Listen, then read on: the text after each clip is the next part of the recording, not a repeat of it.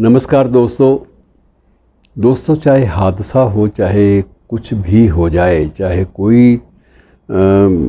ऐसी बीमारी, कोरोना जैसी बीमारी जो है ये भी फैल जाए, आपदा आ जाए बहुत ज़्यादा बड़ी स्तर की,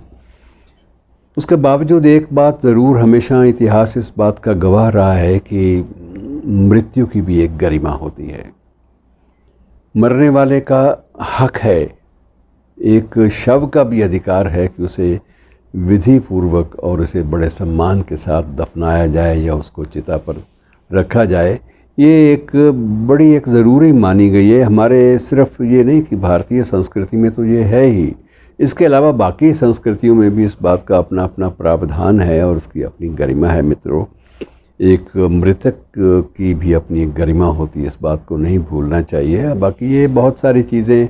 अलग अलग रूप में हमारे सामने आई, जैसे वो ज़फ़र के बारे में भी ये था कि कितना है बदनसीब ज़फ़र, दफन के लिए 2 गज़ ज़मीन भी ना मिले कुएं यार में। वो शख्स जिसका लाल किले पर शासन चलता था, वो ख़ानदान का आखिरी चिराग, उसको अपने ही मुल्क में 2 गज़ ज़मीन भी नसीब नहीं हुई। और मित्रों, ये जो कोविड के या कोरोना के संदर्भ में जो बातें आई हैं वो ज़्यादा अफसोसनाक हैं,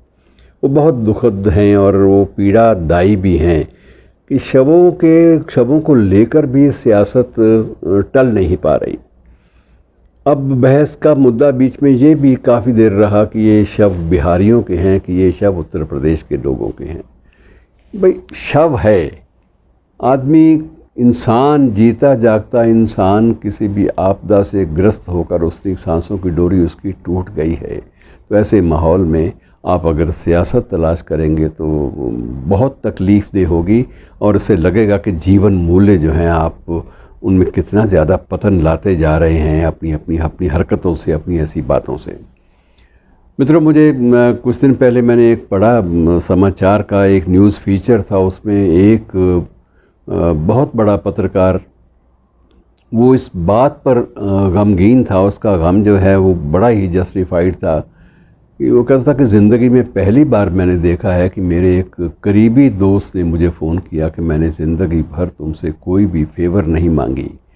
तुमसे किसी बात की सिफारिश करने के लिए नहीं कहा, लेकिन आज एक छोटी सी इल्तिजा है, उसको करो, मेरी हेल्प करो, मुझे तुम्हारी मदद चाहिए। वो पत्रकार लिखता है फीचर में कि मैंने उससे तुरंत पूछा कि मुझे बताओ मैं क्या कर सकता हूँ तुम्हारे लिए, मैं बिल्कुल तैयार हूँ, तुम मेरे इतने करीबी दोस्त रहे हो, मित्र रहे हो, और तुम्हारे लिए हम लोगों ने एक दूसरे के लिए जान वारने का भी वादा किया था बचपन में, उसके बाद जवानी में, तो मुझे बताओ मैं तुम्हारे किस काम आ सकता हूँ दुख की घड़ी में। तो उसने बताया कि मैं शव को लाया हूँ, पत्नी के शव को, और शमशान में मुझे बताया गया है कि 12 घंटे की वेटिंग चल रही है, और इस वेटिंग के माहौल में मेरे लिए अपनी दिवंगत पत्नी के साथ, कोरोना से दिवंगत हुई जो पत्नी है उसके साथ, उसके शव के साथ 12 घंटे बैठकर वेटिंग में प्रतीक्षा करनी, ये मुझे बड़ा अजीब लग रहा है। तो क्या तुम्हारा कोई ऐसा कोई परिचित है जो इस 12 घंटे की वेटिंग से मुझे निजात दिला सके? आप ये अंदाज़ा लगाइए कि कैसी मानसिकता में हम लोग पहुंच गए हैं कि बड़ा ज़िंदगी बड़े दाव पेच दिखाती है, बड़े उतार चढ़ाव ज़िंदगी में आते हैं, लेकिन ऐसी गरिमा विहीन ज़िंदगी भी हमें जीनी पड़ेगी, हमें इनका विटनेस बनना पड़ेगा, इनकी गवाही देनी पड़ेगी। ये बात बेहद तकलीफ़देह है मित्रों। और जीवन में कुछ भी है, गरिमाएँ जो हैं दुख की भी होती हैं, गरिमाएँ गम की भी होती हैं, गरिमाएँ शवों की भी होती हैं, इनका ध्यान रखा ही जाना चाहिए, इनके लिए प्रार्थना करें। अब ये बहुत सारी ये परंपरा जब ये चली है इन दिनों में कोरोना के विवाद को लेकर, इसी रेफरेंस में लोगों ने 1908 के कुछ विवादों का जिक्र भी किया, 1918 के विवादों का भी जिक्र किया है कि तब भी महामारियां फैली थी तो उस वक्त शवों को नदियों में फेंक दिया गया था, क्योंकि कोई भी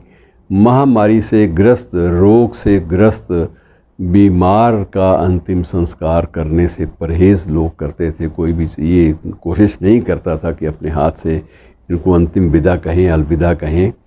और उन दिनों में भी झगड़े इस बात को लेकर होते थे कि इन शवों का, जहाँ भी शव पहुँचते थे कि इनका दाह संस्कार हो, कि इनकी कब्र बने, इनका क्या हुआ। तो कई जगह ऐसा भी हुआ कि 1908 की जो घटनाएं हैं वो बताती हैं,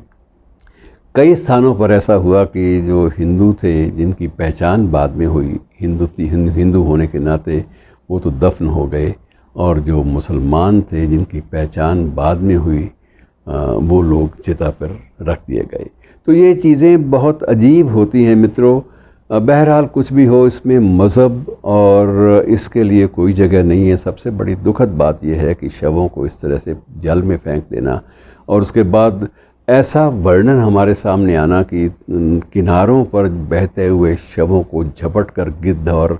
कुत्ते जो हैं वो नोच नोच कर उनको ला रहे हैं। तो ये तकलीफ़ दे है मित्रों, और ये दुआ करें कि किसी भी शख्स को, हमारे आसपास के, हमारे परिवेश के किसी भी शख्स को ऐसी दुखद और दारुण स्थिति से ना गुज़रना पड़े। और जिनके साथ ये सब हुआ उनके लिए सभी लोग प्रार्थना करें अपने अपने अल्लाह से, अपने ईश्वर से, कि उनको कम से कम